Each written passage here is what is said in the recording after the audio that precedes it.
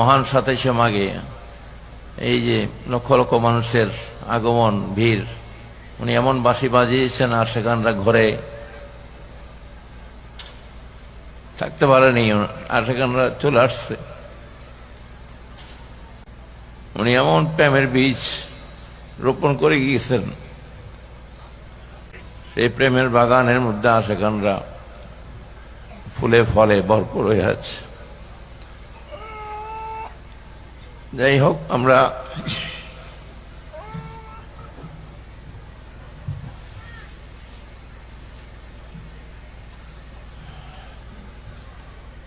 ওনার mother শরীফের কাজে আমরা হাত দিয়েছি ইনশাআল্লাহ তাআলা।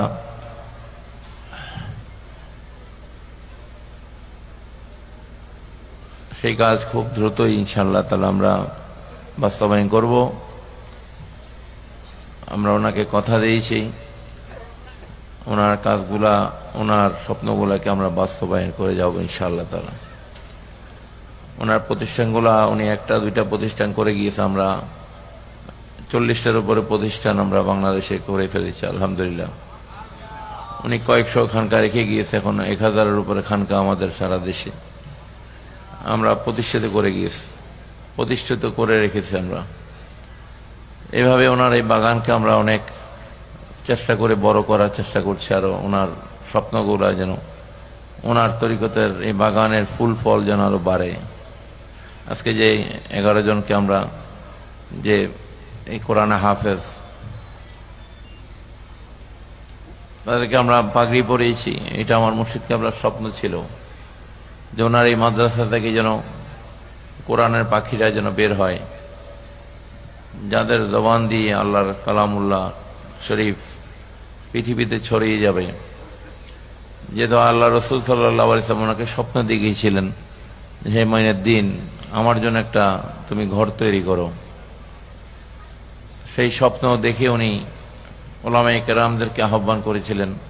আল্লামা ইমাম আহলে সুন্নাত নূর ইসলাম হাশিমি সাহেব, ওবায়দুল হক নঈমী, আল্লামা জালাউদ্দিন আল কাদরি সহ বড় বড় ওলামায়ে কেরামদেরকে উনি দাওয়াত করে এই স্বপ্ন তাদের সামনে উনি বলেছেন, এবং সবাই সম্মিলিতভাবে এই মাদ্রাসার ভিত্তি 1988 ইংরেজি থেকে এই মাদ্রাসা প্রতিষ্ঠিত হয়ে গেছে আলহামদুলিল্লাহ বলেন।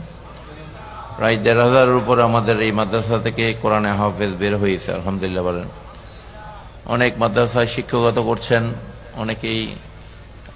আমাদের এই মাদ্রাসার এই যে সহসুফার মৌলানা নাজির হুসাইন, মুফতি মাকসুদুর রহমান, এইভাবে মৌলানা কেরামত আলী, এরকম অসংখ্য ওলামায়ে কেরাম। তুমি তো এই মাদ্রাসা, আমাদের অন্যান্য মাদ্রাসার অনেক শিক্ষকও এই মাদ্রাসা থেকে পাশ করে আমাদের অন্যান্য মাদ্রাসার মধ্যে শিক্ষকতা করছেন আলহামদুলিল্লাহ। এবং অনেকেই বিভিন্ন মাদ্রাসাতে চাকরি নিয়েও সেই প্রতিষ্ঠানগুলো পরিচালিত করছে আলহামদুলিল্লাহ বলেন।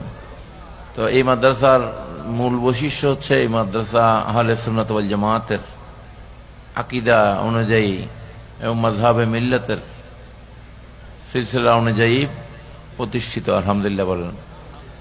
এখান থেকে যেন কোনো ভেজাল বাইর না হয়, কারণ মাইজভান্ডার দরবার শরীফ হচ্ছে আধ্যাত্মিক শরাফতের প্রাণকেন্দ্র, এবং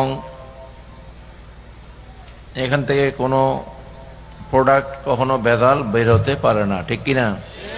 আউলিয়া কেরামদের সহবতে যারা কালামুল্লাহ শরীফ রপ্ত করবে, কোরআন হাদিস ইজমা কিয়াস ফিকা শিখবে, সেখানে কোনো ভেজাল আসতে পারে না।